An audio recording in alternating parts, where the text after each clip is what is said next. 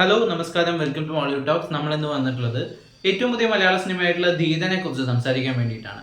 ദേവദത്ത് ഷാജി തിരക്കഥ എഴുതി സംവിധാനം ചെയ്തിട്ടുള്ള സിനിമ ഒരു കോമഡി പാക്കേജ് എന്റർടൈനർ സിനിമയാണ്. സിനിമയുടെ ഡീറ്റെയിൽ ആയിട്ടുള്ള റിവ്യൂയിലേക്ക് നമുക്ക് കടക്കാം. അതിന് മുമ്പ് നിങ്ങൾ എൻ്റെ ചാനൽ ഇതുവരെ സബ്സ്ക്രൈബ് ചെയ്യാത്തവരാണെങ്കിൽ ഇപ്പോൾ തന്നെ സബ്സ്ക്രൈബ് ചെയ്യുക. ബെല്ലൈക്കണും കൂടെ ഒന്ന് എനേബിൾ ചെയ്യുകയാണെങ്കിൽ എൻ്റെ ഏറ്റവും പുതിയ വീഡിയോസ് എത്രയും പെട്ടെന്ന് നിങ്ങൾക്ക് കാണാൻ സാധിക്കുന്നതായിരിക്കും. സിനിമ ആദ്യം മുതൽ മലയാറ്റൂരിന്റെ ധീരനായിട്ടുള്ള പ്രധാന കഥാപാത്രത്തിനെ ബൂസ്റ്റപ്പ് ചെയ്തുകൊണ്ട്, അല്ലെങ്കിൽ ആ ക്യാരക്ടറിന്റെ ഒരു ക്യാരക്ടർ സ്റ്റഡി നടത്തിക്കൊണ്ടാണ് മുമ്പോട്ട് പോകുന്നത്. ഏകദേശം സിനിമയുടെ പകുതി വരെയും ഈ ക്യാരക്ടറിന്റെ ഇമ്പോർട്ടൻസ് കാണിക്കുക, അല്ലെങ്കിൽ ഈ ക്യാരക്ടറിന്റെ ഒരു സ്റ്റഡി വെക്കുക, അതിനോടനുബന്ധിച്ച് പുള്ളിയുമായിട്ട് കണക്റ്റഡ് ആയിട്ടുള്ള മറ്റ് ക്യാരക്ടേഴ്സിനെ ലിങ്ക് ചെയ്യുക തുടങ്ങിയിട്ടുള്ള കാര്യങ്ങളാണ് ഇതിന്റെ ആദ്യത്തെ കുറച്ച് നേരം ഭയങ്കര അടിപൊളിയായിട്ട് ചെയ്തിട്ടുള്ളത്. സിനിമ തുടങ്ങുമ്പോൾ ഇത്തിരി നേരം ഒരു കണക്ഷൻ ഇല്ലാത്ത കാര്യങ്ങളായിട്ടൊക്കെ ഫീൽ ചെയ്യും. പക്ഷെ ഒരു പോയിന്റിൽ നിന്ന് ഭയങ്കര രസമായിട്ട് ലിങ്ക് ചെയ്ത് വന്ന് കുറെ നോൺ ലീനിയർ ആയിട്ട് നറേറ്റീവ്സ് കുറെ വരുന്നുണ്ട്. അപ്പൊ അതിന്റെയൊക്കെ ഭയങ്കര രസമായിട്ടുള്ള കുറച്ച് മൊമെന്റ്സും കാര്യങ്ങളും, അത്യാവശ്യം നല്ല സംഭവങ്ങളൊക്കെ ആയിട്ട് എൻഗേജിങ് ആയിട്ട് പോകുന്ന ഒരു ഫസ്റ്റ് ഹാഫ്. സെക്കൻഡ് ഹാഫിലേക്ക് വരുമ്പോൾ കഥ പെട്ടെന്നൊരു പറിച്ച് നടലുണ്ടാവുന്നുണ്ട്. മറ്റു കുറച്ച് കഥാപാത്രങ്ങളിലേക്ക്, മറ്റൊരു അറ്റ്മോസ്ഫിയറിലേക്ക് മാറുമ്പോൾ ഒരു ചെറിയ ഒരു ഡ്രോപ്പ് വരുന്നുണ്ടോ ആ കഥയുടെ ഒരു പേസിൽ എന്ന് എനിക്ക് ഫീൽ ചെയ്തിട്ടുണ്ടായിരുന്നു. പക്ഷെ അവിടെ നിന്ന് പിന്നെയും പടം മെല്ലെ ഒന്ന് പിക്കപ്പ് ആയി വരിക, അവസാനം കുറച്ച് സിനിമാറ്റിക് ലിബർട്ടിയോട് കൂടിയിട്ട് എന്നാൽ അത്യാവശ്യം രസകരമായിട്ട് തന്നെ എൻഡ് ചെയ്യുന്ന ഒരു വർത്ത് വാച്ച് ഡീസന്റ് എക്സ്പീരിയൻസ് ആണ് എനിക്ക് ധീരൻ സമ്മാനിച്ചത്. സിനിമയുടെ ഒരു ടോട്ടാലിറ്റിയിൽ കുറച്ച് ത്രില്ലുണ്ട്, കുറച്ച് മാസമുണ്ട്, കുറെ തമാശയുണ്ട്, ലേശം പുരോഗമനവും ഒരു ലേശം എന്താ പറയാ പഴഞ്ചൻ പരിപാടികളും ഒക്കെയുള്ള ഒരു ടോട്ടൽ പാക്കേജ് എന്റർടൈനർ ആണ് ധീരൻ. തീർച്ചയായിട്ടും എല്ലാതരം ഓഡിയൻസിനും എൻജോയ് ചെയ്ത് കാണാൻ പറ്റും. അത് ആ ലെവലിലേക്ക് എത്തിക്കാൻ, ആ ഒരു രസക്കാഴ്ചയിലേക്ക് എത്തിക്കാനുള്ള പ്രധാന കാരണങ്ങളായിട്ടുള്ള ഏറ്റവും മികച്ച ഫാക്ടറായിട്ട് ഞാൻ പറയുന്നത് കാസ്റ്റിംഗ് ആയിരിക്കും. പ്രത്യേകിച്ച് ഇതിലെ രണ്ട് പാനലുകളായിട്ട് ഇവർ ഇന്റർവ്യൂവിൽ ഇരുത്തിയ പോലെ രണ്ട് സെറ്റ് ഓഫ് ആളുകളുണ്ട്. അതിലെ സീനിയർ ഗ്യാങ് എന്ന് പറയുന്നത് ജഗദീഷ്, സുധീഷ്, അശോകൻ, മനോജ് കെ ജയൻ, വിനീതിന് കുറച്ച് ഭയങ്കര ഡിഫറെന്റ് ആയിട്ടുള്ള റോളാണ് കേട്ടോ.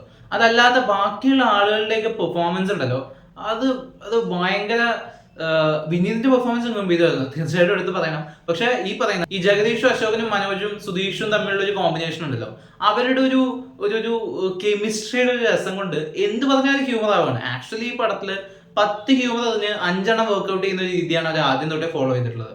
പക്ഷെ ഇവര് പറയുമ്പോൾ പല സാധനങ്ങളും എളുപ്പം അങ്ങ് വർക്ക്ഔട്ട് ആവുക. ഒരുപക്ഷെ മറ്റാരെ കൊണ്ടും തിയേറ്ററിൽ അനക്കം ഉണ്ടാക്കാൻ സാധിക്കാത്ത പല ഡയലോഗുകളും ഇവരുടെ എക്സ്പ്രഷൻസ്, ഇവരുടെ റിയാക്ഷൻസ്, ഇവരുടെ മൊമെന്റ്സ് ഒക്കെ ആയിട്ട് നല്ല രീതിക്ക് തിയേറ്ററിൽ ഒരു പൊട്ടിച്ചിരിക്കുള്ള വകയൊക്കെ നൽകുന്നുണ്ടായിരുന്നു. പിന്നെ ഇതിലത്തെ പുതുതലമുറയുടെ പെർഫോമൻസസ്, അതിൽ രാജേഷ് മാധവനാണ് പ്രധാന വേഷം കൈകാര്യം ചെയ്യുന്നത്, സെൻട്രൽ ക്യാരക്ടറായിട്ട് വരുന്നത്. പുള്ളിയുടെ പെർഫോമൻസ് നന്നായിട്ടുണ്ടായിരുന്നു. ആ ക്യാരക്ടറിന് ഒരു മാസ് ഇമ്പാക്റ്റ് ഒക്കെ ചില സമയത്ത് വരണം, അത് പുള്ളിക്ക് ഡെലിവർ ചെയ്യാൻ പറ്റിയെന്നുള്ളത് തീർച്ചയായിട്ടും അപ്രീഷിയേറ്റ് ചെയ്യേണ്ട കാര്യമാണ്. പിന്നെ എസ്പെഷ്യലി ഞാൻ എടുത്തു പറയേണ്ടത്, ഇതിലെ ഒരു ഹീറോയിൻ അല്ല, ഒരു ഫീമെയിൽ ലീഡിൽ ഒരു മെയിൻ ഹീറോയിൻ എന്നൊക്കെ വേണമെങ്കിൽ നമുക്ക് പറയാം. ആ ക്യാരക്ടർ ചെയ്തിട്ടുള്ള അശ്വതി എന്ന് പറഞ്ഞിട്ടുള്ള ഒരു ആക്ട്രസ്, അവരുടെ 2-3 സിനിമകളിലായി ഇപ്പോൾ അവർ വരുന്നു. ഭയങ്കര ഈസി ആയിട്ട് പെർഫോം ചെയ്യുന്നുണ്ട്, വളരെ നാച്ചുറൽ ആയിട്ടാണ് ബിഹേവ് ചെയ്യുന്നത്. എനിക്ക് അവരുടെ ആ ക്യാരക്ടറിനെ അവർ പോർട്രേ ചെയ്ത രീതിയിൽ ആ ക്യാരക്ടറിന്റെ എല്ലാ ഇമോഷൻസും പേഴ്സ്പെക്റ്റീവ്സും അവരുടെ ബിഹേവിയറിൽ ഭയങ്കര ഗംഭീരമായിട്ട് റിയലിസ്റ്റിക് ആയിട്ട് വന്നിട്ടുണ്ടായിരുന്നു. പിന്നെ ശബരീഷ് വർമ്മ, പുള്ളിയുടെ പെർഫോമൻസ് ഗംഭീരമായിരുന്നു. പിന്നെ വേറെ അതില് രാജേഷ് മാധവന്റെ അളിയനായിട്ട് അഭിനയിച്ചിട്ടുള്ള കുറച്ചധികം സിനിമകളിൽ വന്നിട്ടുള്ള ആക്ടർ ഉണ്ട്, പുള്ളി കൊള്ളായിരുന്നു. പിന്നെ സിദ്ധാർത്ഥ് ഭരതന്റെ കാര്യം പറയാതെ നമുക്കിത് അവസാനിപ്പിക്കാൻ പറ്റില്ല.